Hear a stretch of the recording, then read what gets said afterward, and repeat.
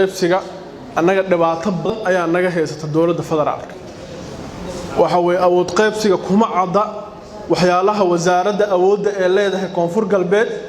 iyo awoodda ee leedahay dawladda federaalka wili wax exactly oo hayna ma jirto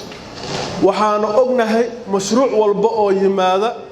oo dawladda federaalka ee soo hirgeliso in lagu furo mashruucaas federaalka jamhuuriyadda federaalka muqdisho in lagu furo meesha wax laga qabanayo implementation kana ay tahay dawlad goboleedka wasiirada dhan way ka aamusan yihiin laakiin aniga waa sheegaya arintaas waxay u baahan tahay wax qabad weyn bay u baahan tahay dastuurku waa in lagu cadeeyaa awood qaybsiga dawlad goboleedka waxa uu leeyahay iyo dawladda federaalka waxa ay leedahay haddaan lagu kala cadeynin arinta ma soconayso midda kale aan ka hadlayaa waxay tahay awood qaybsigaas waa in la cadeeyaa federaalka waxa ay leeyihiin pointskaas waa inay leeyihiin dawladda maamul dawlad goboleedkan intaas ay leedahay qodobo cad waa inaan helnaa markaas kadib ayaan dastuurka anaga afti u qaadi karnaa midda labaad waxa weeye qodobka aqalka sare 72 walaalkii ka hadlay ku celin maayo qodobka afma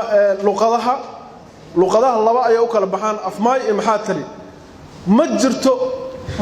maxaatir waxa ka horeeya maay ayaa ka horeeya luqadda markii la sheegay maay iyo maxaatir ayaa leeyahay qof walba waa garanaya marka maaygi dadka Soomaaliyeed shacbiga Soomaaliyeed waa in la baraa luqadda maayga waxa ay tahay marka hore madaxweynaha Cabdicasiis Laftagareen guddi ayuu sameeyay guddigaas waa inay guddiga dastuurka hadda yimaade ee la xiriiraan sida wasiir Eelay sheegay ee mataqaana arintan afka hadda aan qori rabno aanu ka fadhiisano aan ka yeelano ayaa u baahanahay aragti fog iyo aragti dheerna aan ka yeelano aan ka soo saarno qodobo muhiim ayaa u baahanahay warka ku dheereen maayo insha Allah waa salaamantiin labadaas qodob aan ku soo koobaya waa maasintii